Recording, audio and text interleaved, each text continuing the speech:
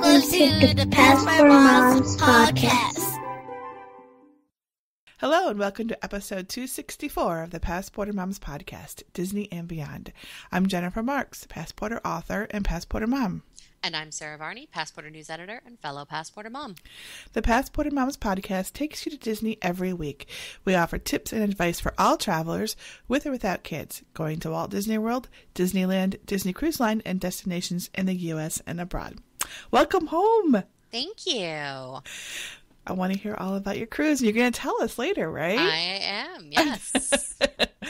Awesome. So all I know is that you had a good time, but I want details. All right. I promise details. I did. I had a fantastic time. Well, cool. Last week, Sara wasn't here, so I had to record the news. I'm sure you didn't do anywhere near a good job as you, but I mentioned the 60th anniversary stuff that's going to happen at Disneyland. Yes, I heard about all that. I know. It's very exciting. And Blingy Castle. Very excited about the Blingy Castle. I know. And so that leads me into the fact that the PassPorter Moms podcast is sponsored by our friends at All Ears Net, because they have awesome coverage, as we predicted, of the new Disneyland Resort Diamond Celebration. So there were All Ears Net team members there, and they have like a recording of the Q&A session and tons of reports and videos. They even have they did like a test of, there's going to be the parade in the evening where they're projecting stuff on Main Street buildings and stuff. Yep. Yeah. Oh my gosh, that sounds really cool. And it's not just Main Street. It's like all different of parts of the park. Yeah. They had for the media, they had like a preview of that. So they have photos and information on that, which is very exciting. I would really like to see it. I know we were talking about going to Disneyland, and I'm, especially after hearing all this, I'm giving it really serious consideration, I mean, it sounds a great cool. time to go. The parade sounds amazing. It does. And fireworks. And then there's the new World of Color show at Disney's California Adventure. Well, some variation on it. And you haven't even seen it. I haven't even seen it. Show, I've only seen pictures, which looks amazing. I just haven't seen it in person. Yeah, World of Color is really, really amazing. So this sounds great. Yep. And so other things they have up at their site are, I guess there's a room offer for New England fans at the Walt Disney World. Yes, at the Swan and Dolphin. Yeah. But it's only if you live in certain states. Only because presumably only the people that live in those states are fans of. This is a Super Bowl thing, right? Yeah. Okay. Yep. Right. So, but I mean, I have no idea how that works. I mean, don't their fans all over the country? Yes, but this is just a way for them to sort of narrow it down. Right. Yeah. Otherwise, how would you know? You could just say you were and get the discount. Right. Yeah. Exactly. Really, your address is in Seattle? No, but really, yeah. They also have a senior's view of Walt Disney World. They have new photos of All-Star Music Resort and Hidden Mickeys over at Be Our Guest, and a review of Akershus Royal Banquet Hall, and also an Epcot photo walk, which they just I think that they're going to be doing it. It looks like it's coming up. So. Very cool stuff over at All Ears. So check it out, allears.net. And remember, all of their videos are online at youtube.com/allearsnet. Very cool. Yeah. So did you want to mention anything about the Super Bowl? Yay! Yeah, I remember you said that you were going to watch it. So I guess. I'm a big Patriots fan. So I was very excited. I was watching from, I actually got stuck in Orlando thanks to the snow. Yes. So I watched from my room at the Hyatt at the Orlando airport. It was a little lonely sort of watching it all by myself, but I was highly amused because apparently the person in the room next to me was a Seattle fan. So in those last few minutes, and you won't know what I'm talking about, but people who watched it will, there was this really great moment for Seattle, and he was losing his mind, and then, not so much, and then I was losing my mind, and it got very quiet next door. That's funny. That was very funny, because he was like, yeah, look at that catch, and then a minute later, I was like, woohoo, suck it, So, I didn't really say that, but I was pleased with the outcome. Let's just put it that way. Awesome. So, if I recall, isn't it after the Super Bowl they go to Walt Disney World or something like that? They already did it. They went to Disneyland. Yep. They went to Disneyland. Okay. Yeah. So it's kind of cool tradition. Yeah, it's sort of fun. They're the marshals of the parade the following day, and since it was in Arizona this year, it was closer to Disneyland than Disney World. So. Right. Cool. That's awesome. Very fun. Yeah. Well, okay, so what do we have this week in news? So in the newsletter, Disney has announced their first, supposedly, although, well, anyway, their first, a new Latin-inspired princess. Oh, yeah, I saw that. Mm-hmm. Don't call her Latina. Don't call her Hispanic, because she is not, of an actual heritage. Okay. She is Latin-inspired, apparently. Okay. Yeah, so she is, her name is Elena of Avalor. Okay. Avalor is a fairy tale kingdom inspired by Latin culture and folklore. Okay. She's 16 years old, and she is going to be on a new Disney Junior show that is premiering in 2016. That's awesome. Now, I was about to say first, but once upon a time, Sophia the First was rumored to have been... But now she's just indeterminate. But now, they seem to sort of back away from that pretty quickly. I'm not sure why, but so anyway, this is now officially apparently the first Latin-inspired princess. So yay! I love to see diversity in the princesses. Yes, I do too. Absolutely. And it's funny because a lot of people complain about there's no diversity in the princesses. It's like okay, Mulan, Pocahontas, Jasmine, Tiana. That's right. I think so too. Works for me. Yeah. Spoken as a white woman, but right, hey. I know. And in other news, the monorail, they are continuing to work on the monorail tracks on the resort loop, I think specifically right now. Mm-hmm. So this will actually affect your stay as well. Mm-hmm. The system is going to be undergoing refurbishments, and then on select days in February and March, the resort loop will not be stopping at the Contemporary. Right, I heard that, yeah. But the express loop will. Right. So they're not out of luck, folks at the Contemporary going there. It's just the one that goes the other direction. Yes. Right. So the resort beam will only do Magic Kingdom, Polynesian, and Grand Floridian, and then the express beam will be Magic Kingdom, Contemporary, and Ticket and Transportation Center. Yeah, which is, it's been the other way for as long as I can remember, which is really quite a long time. Yeah. So it's interesting they're changing it. Yeah. Just to let them work on some, Yeah. Yeah, they must be specifically working on the section of the resort line that goes through the Contemporary. Right. So. Yeah. And then Disney rumors. We are hearing rumors. This is just rumor. Don't call and say, "Well, I heard it on the PassPorter Moms podcast." This is just a rumor. We are hearing that possibly Walt Disney World tickets may be going up soon. Mm-hmm. So if you are debating when do you buy your tickets, should I buy my tickets, now might be a good time. Yep. If you're on the fence, this is probably a good time. Probably a good time. Yeah. I got mine, so I'm good. Yep. And then, so Be Our Guest Restaurant is, they have ended, or they're going to be ending, the test of the FastPass Plus system. Disney always maintained that this was always a test. Mm-hmm. So there are no more FastPass Pluses available after February 24th. Mm-hmm. Beginning February 25th, Be Our Guest is going to be introducing a breakfast menu. Wow. So advanced reservations are currently available for February 25th and beyond for both breakfast and dinner. No word yet on whether or not lunch is going to remain counter service or if there's going to be reservations. Right. We don't know. Yeah. So we'll see if it's going to go strictly standby for counter service or if they're going to be changing the whole restaurant to table. So we'll see. I hope they let us know soon. It's coming up. I hope they let us know soon. Yes. So I'll be interested to see what the result of that is. Yeah. So, very exciting. And then that's it. In articles, we have 2 articles. We have another top 10 list from Cheryl Pendry. This week we're doing Animal Kingdom.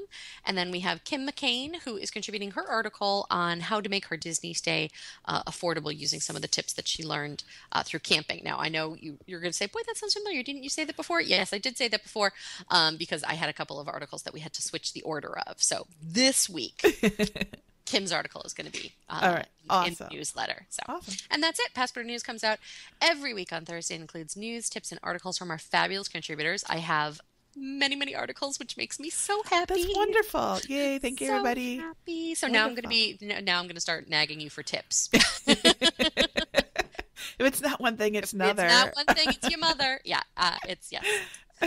I need tips. So okay. please contribute tips. And don't forget, if your tip is selected, you receive a gift certificate. If I use your article, you get a gift certificate. That's We're right. just giving gift certificates away left and right. That's right. Yep.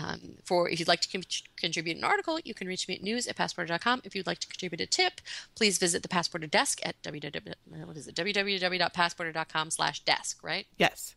Okay. And one thing we should mention before we get into your talking about your cruise is that we started a little Facebook group.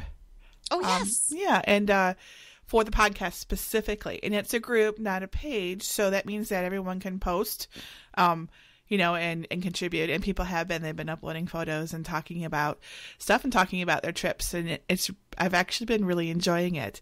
And it's called Disney Every Week with the PassPorter Moms podcast.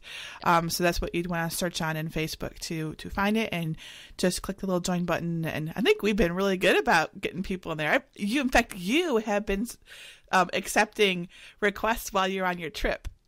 Yeah. I would get a request and I go in there and it said Sarah had done it. I'm like, what? Sarah's on a trip. What is she doing?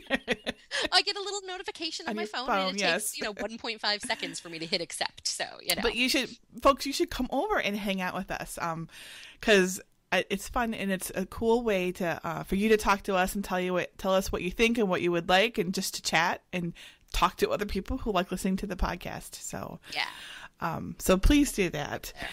Yes. And also, because we started that group, I've also been uploading our podcast to YouTube so that you can listen to it from right there in like a browser. Because not everybody, a lot of people do listen through iTunes, but not everybody does. And some people are finding that useful. So if that's at all interesting to you, you can do that there. All right, cool. So...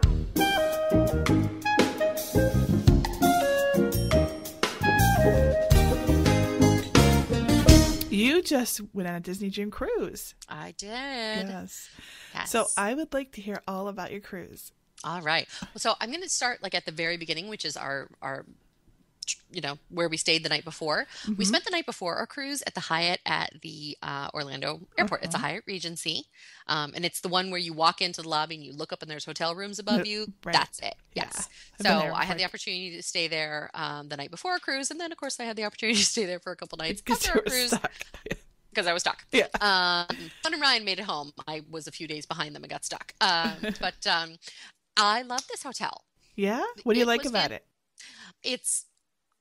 First of all, it's a lovely hotel. The rooms are beautiful. They've been, newly decorated. The beds are super comfy. The employees were like Disney employees. I mean, they were friendly and always smiling and super accommodating. I really enjoyed it. You can, if you're cruising on Disney Cruise Line, they just let them know when you check in that that's what you're doing. They'll actually take your bags right from your room. Wow. Nice. And check them through to Disney for you. Right. Cool. Which is fantastic. It is fantastic. And then you just walk downstairs. It's so easy. We got off the plane. We walked upstairs. We went to bed. We got down, we got up the next morning, grabbed our little Chick-fil-A chicken biscuits because there's Chick-fil-A in the Orlando airport. Had breakfast and then walked downstairs and got on the Disney Cruise Line bus. It was so easy. Nice. Yes. Yeah. So big fan. If That's you don't feel like driving out to the port the night before, right? It's a great solution. Yeah. Was it expensive? I don't even know the prices these days. It's about a couple $100 a night, I think. It's not too bad. Really. It's not too bad. It's like because to stay at the port is about I think I was just checking. It was like $150 or something. So and Hyatt Regency is a nice hotel. Super nice. The ones at the port aren't quite that nice. Yeah, no. Although I did have a chance to see the Residence Inn. At the port. Yeah. A friend of mine was staying there, and so I hung out in their room for a little while and saw their little continental breakfast and everything. That was really nice too. Good. So yeah. Trying to decide where to stay myself. Yes. If Port Canaveral, Residence Inn, or the Country Inn and Suites are the two that I like. So okay. Yeah. So anyway, so that was the night before. Right. And then we got on the Dream, and oh my God, I love this ship. I love Disney. I love Disney Cruise Line. I just love it. We got to the port pretty early. And here's the one thing I don't love. I don't love Disney's boarding process. Okay. Where they give you a group. So what you do is you check in at the port, and then Disney gives you a boarding group number. They hand you a little card with a group number written on it. And then it's basically like a cattle call in the port until they call your group number. Yep. And they tell you to stay seated until you hear your group number call, but nobody does. Everybody, sort of rushes the door, and then you have to, when Of it course actually is not. your time, Right. you've got to push your way through all these people who are Right, waiting. because they're just waiting. They're like the people Yes. at the airport, just waiting for their rows to be called. Yes. And this was, and as you know, as soon as I got off the Disney Dream, I got right on a Royal Caribbean ship, the Freedom of the Seas. And I actually like the way Royal Caribbean does it a little bit better. They actually have rows of seating. So Oh. once you check in, you get directed to a row of seating, and then you board row by row by row. Interesting. So people know they know. Yes. Right. Interesting. Yes. So they put you into rows based on what deck you're on, and it's much more orderly, and a lot less sort of it's just less of that. So points for Royal Caribbean on that. Cool. So yeah, and now our stateroom. So what category did you have? I had a category 5E, which is a family stateroom with an oversized veranda. We had a veranda that's literally 3 staterooms. Oh my gosh, you had one of those giant verandas? One of the giant ones. The room nice. itself is a standard category 5. But then you walk out and it's like, ta-da! I've always wanted to stay in one of those. Go on, sorry. There's only one. There's only one of these. Well, that's true. There's 2, but the other one is an accessible stateroom. So I'm almost hesitant to tell you which stateroom it was, because then you're all going to be booking it and I'm not going to be able to get it when I want it. But because I love all of you, on the Dream, it is stateroom 5052. And unfortunately, staterooms like that tend to go fast, just like you said, right? So yeah, people, but if you can get it, it was fabulous. And it was so funny because we would go out on the veranda, and the veranda is both deep and very wide. It's literally 3 staterooms wide. And we would go out and we would be out there, and I'm out there doing yoga and whatever. I'm out there skipping across, and I would turn around and look up, and people are staring at me. And one guy finally went, "Is that all yours?" I said, "Uh-huh." It was fantastic. So can't say enough about that stateroom. Awesome. We had a fantastic stateroom attendant, and she did super cute towel animals every night. We still can't figure out what one of them is. We're calling him a towel beast. We have no idea, but he was darling. Did you take a photo of it? Yes, we did take a photo of it. Well, you should send it to me. I will send it to you. Crowdsource it. We could put it on. That's right. Yeah. Put it as our graphic on the podcast, and people could look at it and give us their suggestions. Name the towel beast. Name the towel beast. Name the towel beast. We're not sure what he is, but he's very cool. So really, really good stateroom. The next thing that I sort of wanted to discuss is, again, the dining with allergies. Now, I discussed this a few years ago when I got off the Dream. And it's important to note again, I have multiple food allergies. Disney Cruise Line takes those very, very, very seriously, as they should. Which basically meant I couldn't eat a lot of food in the dining rooms, because they just won't serve you anything that they're unsure of, or that could potentially have been cross-contaminated. Right. This severely limited my choices. So did they make food for you, or they basically said, these are the things that we have that don't have anything in them, and this is all you get? They did not offer to make food for me until the very last night, and then the one thing the head server suggested, the chef didn't actually have the ingredients for. It wasn't something he said, well, maybe I can have him make you an Alfredo pasta. And I said, well, that would be fantastic. And then, nope, not an option. So what did you eat? I'm curious. Not much. I ate off the kids menu. I ate off the light menu fairly often. I would have the grilled steak with the mashed potatoes or whatever that isn't marinated and doesn't have any sauces or anything like that. Right. I had no problem, at Cabanas. Right. I was able to go through the buffet. I just asked, does this have wine in it? Does this have whatever? A lot of things do. That's my issue, is because I'm allergic to wine and beer. Those are present in far more things than you would think, including particularly sauces. And since I did not have your super sniffer with me, I had to depend, because Jennifer can smell it a mile away. I'll just hold the plate near her, and she goes, oh, no, that has wine. Since I didn't have you with me, I had to depend on the chefs. Right. But the good news is, at the buffet in particular, there's so many options. There's seafood, and there's sushi, and there's meats that are carved. And as long as I avoided sauces, I was in pretty good shape. So that was the good news. So I'm curious how this current experience with food allergies at the dining, the restaurants, compared with your previous cruises. Was it the same? It was the same. It was, It okay. was the same. And I actually had friends who cruised with me last time who now, if their allergy is not life-threatening, Right. they don't mention They it. don't mention it because They saw what happened. right. Now, my allergy is severe enough that it's not something I want to take a chance with, and Right. so I do mention it. I do have a mild tree nut allergy, and I actually didn't. I must have forgotten because normally I don't mention that one, but I did. Uh-huh. That limited me even further. Right, So, right. I'll bet. Yeah. the allergy you mention, that's one less thing or 8 less things they're going to let you Right. eat. So just, Yeah. and I'm not suggesting, and I would never suggest that you not tell Disney Cruise Line about your allergies. You know Right. yourself best. Exactly. And it is important. And so the best advice I can give you is to just be aware and ask, ask, ask, ask, ask. So on that last night when the Alfredo was a no-go, I ordered something off the kids menu, and my server just went and said, grabbed it, and it came back and it had a gravy on it. And I took one look at that gravy and I said, "Are you sure that doesn't have wine in it?" And she said, "You know what? Because it's on the kids menu, I didn't even think to ask. Hang on." And sure enough, Really? it did. It So she did. had to come back, take it away, and get me one with no gravy on it. That's So good you asked. it's really important. You Right. are your own best advocate. Yes. That's right. That's the most important thing is if you do tell Disney Cruise Line about your allergies, you still have to advocate for yourself. You Right. still have to be aware and you still have to question. So Yeah. as good as they are, and they are very good and they are very careful, there are, things do slip through the cracks. So, especially when my poor fabulous server was trying so hard, and then she would bring me something and it would be very bland because of course it was on the whatever, and then I Right. wouldn't eat much of it, and then she would get upset. Right. Yeah. It felt very bad because it wasn't a reflection on her at all. Yeah. So just be careful. That's Okay. be careful what you list Good and be careful advice. what you don't list. That's right. Good advice. Yeah. The best meal I had on the ship, we went to Palo Brunch. Oh my gosh. If you have an opportunity to do Palo, you absolutely should take it. If you have to choose between dinner and brunch, I don't know that I could choose. Really? Did you also do dinner on this We have cruise? done dinner in the past. But okay. We had reservations for both, and then after brunch, we thought, "Ooh, that's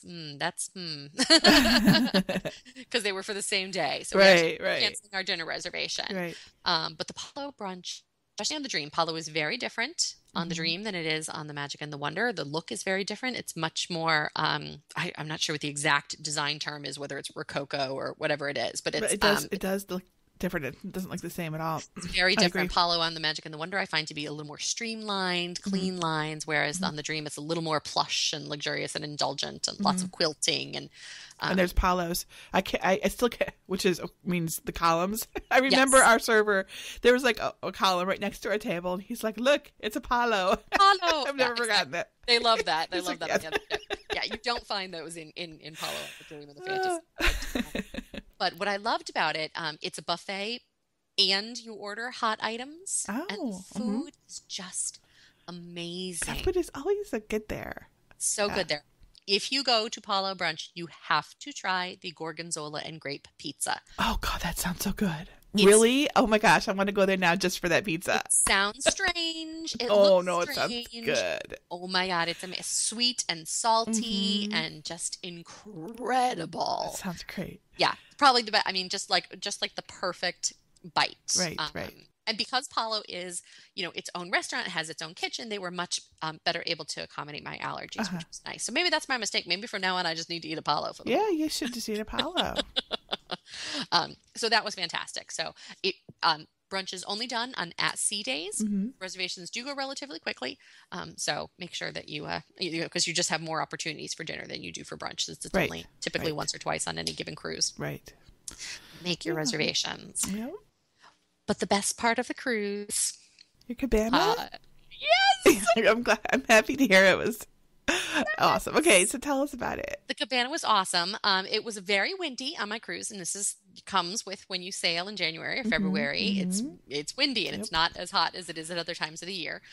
So we had a difficult time getting into Castaway Cay. We were delayed getting in. We got in about 9 o'clock or so.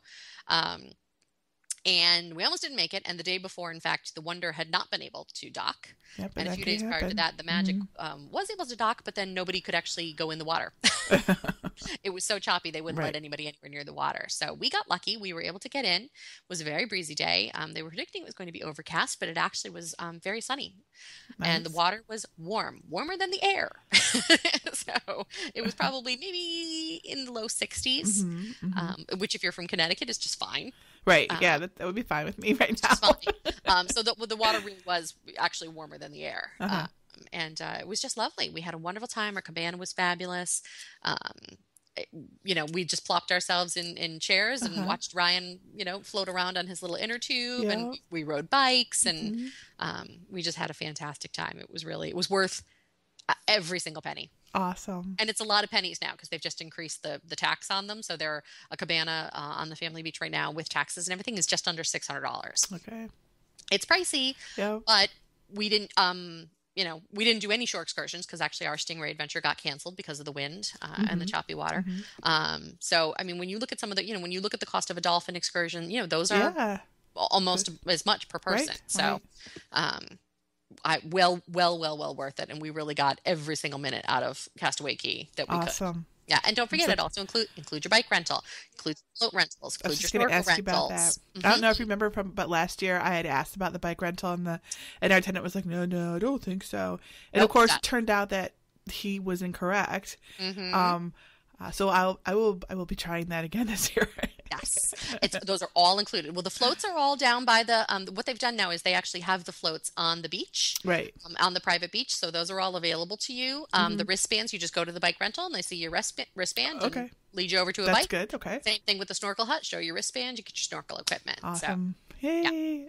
Yeah, really, really fabulous. The other thing that I loved is Disney Cruise Line now has an app. It's called the Disney Cruise Line Navigator. You can download it on your phone now prior to your cruise, and they'll give you a cute little countdown. Cool. I'll have to do that.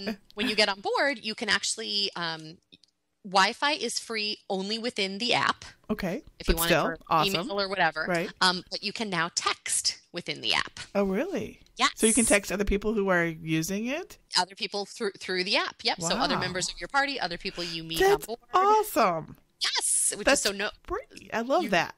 Only thing that you need the wave phones for anymore really are in the kids clubs. They are still making you use the wave phones for notifications from the kids club. However, I suspect they will be moving away from that. Yeah, that would be nice. I really don't like the wave phones at all. Nope, not really. They're just big and get in my way, and I don't ever use them. Nope. So. They're terrible. They don't work well. Right, they don't work well. When they introduced them, they were great.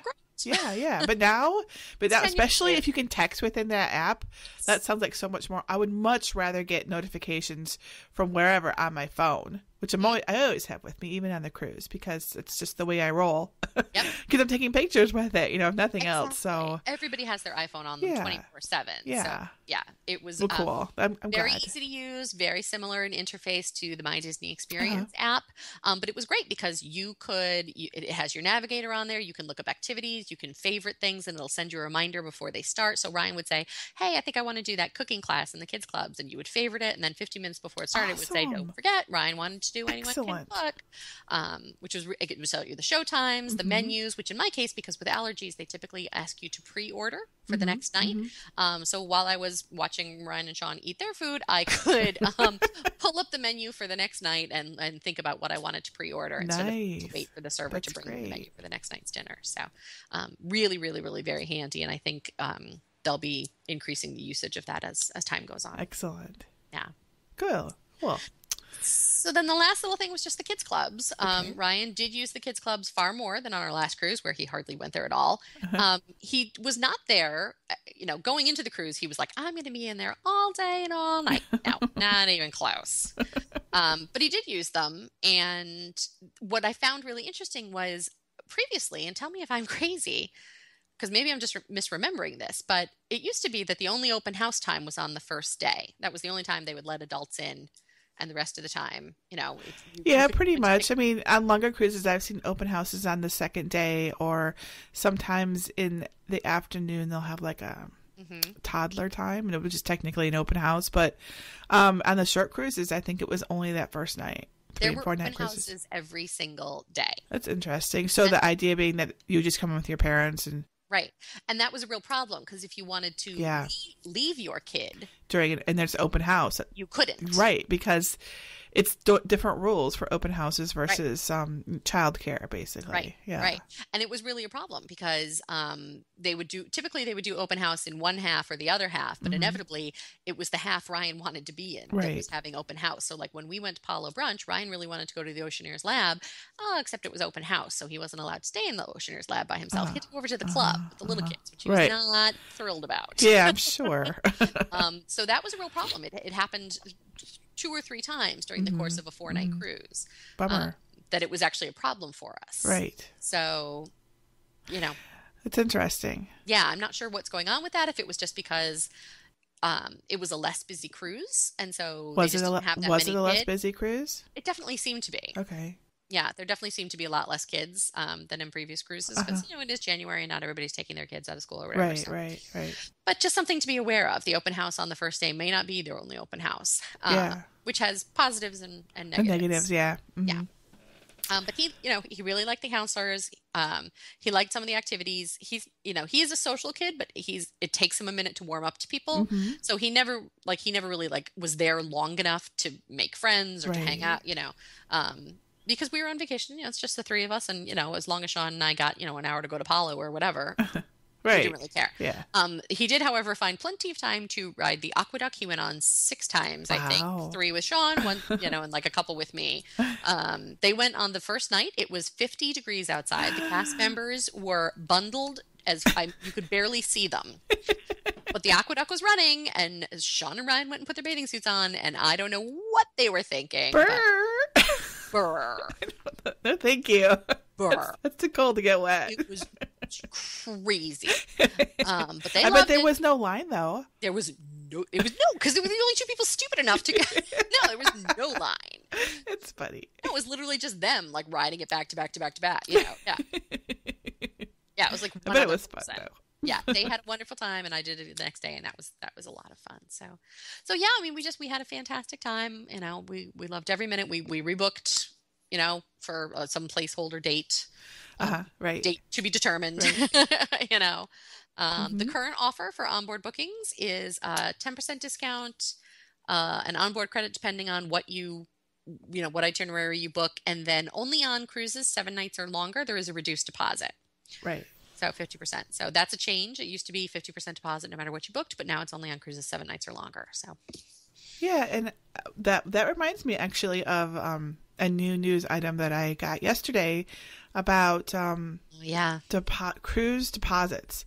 Like, it's crazy. There's like charts, and they're all different. It's final payment. Actually. A final payment. Okay, it was and I haven't looked at it. I just looked at it and thought, this is going to take like 2 pages in the cruise guide. That's what I think. It was like really. They've changed the categories, so it's different. It's different for 1 to 5 day cruises, 6 to 9 day cruises, 10 to whatever, and then longer. Yeah. So, right. It's really the 7-day cruises I think that have the most significant changes, but there's been some changes to the cancellation and final payment information. Yeah. Well, I am really happy to hear you had a good cruise. Thank you. So next week, are we going to hear about the Royal Caribbean cruise and how it compared?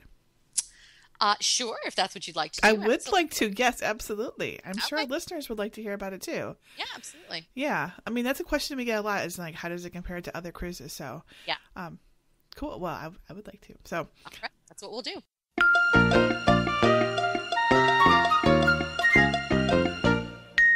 All right. So, in our community corner this week, we have one listener celebrating something, and that is Monica ICG. It looks like Monica ICG, yes. And she says, we're going on our 5th trip to Disney and staying for the first time at the Polynesian. We listen to your podcast while making breakfasts on the weekends. Please say hi. I'm just reading your email. Hi, Nick, Lucas, and Sophia. Yay, you're going to go to Disney. That's on February 6th. Just a couple days.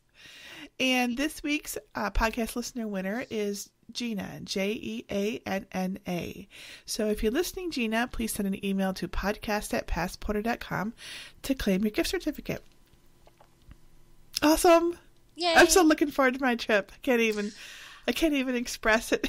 I'm so excited for you. You're gonna have the best time. Yeah, it'll be good. We're it's like a 2-week trip, which is really rather long, but we're gonna like see so many different things. It'll be really good. So, well, if the weather's anything like it was for Ryan hardly missed any school. So, oh, right, yeah, because of all the snow days. Right, I know. Yeah, but then that comes with its own problems. I was just thinking, so I'm gone for 2 weeks, and like it just snowed 12 inches. What am I gonna do? Yeah, he came back from missing a week of school, and he hasn't gone back to school since because we've had 2 snow days in a row. He's downstairs while we're recording this right now. Alexander is at his computer right now. Yep. Boy, I hope they get to go to school tomorrow because oh my goodness. Oh, it's supposed to snow here, so I'm not is it sure. okay? Yeah. Well, it is supposed to snow here tonight, but not. I don't think enough that they'll call another snow day. I am fingers crossed. Yes, I know. I'm like, crossed. Please, no more snow days. All right. Well, our sympathies go out to all of our listeners. I'm sure that there's a lot of people dealing with, because I know there's lots of them. I'm sure. Yes, we understand. We feel your snow day pain. Yes. All right. Well, that's awesome. So next week we're going to talk about your Royal Caribbean cruise and how it compares to Disney. The podcast listener discount code is podcast, and you type it during checkout at PassPorter store, and it gives you 25% off the list price of any PassPorter or pass holder pouches, which we have back in stock. And that's our show, folks. Thank you for listening. Join us next week for more news and answers, and listen to more podcasts at passporter.com/podcast. And thank you so much to our sponsor, All Airs Net. You can support the PassPorter Moms podcast by also supporting them. Talk to you next week.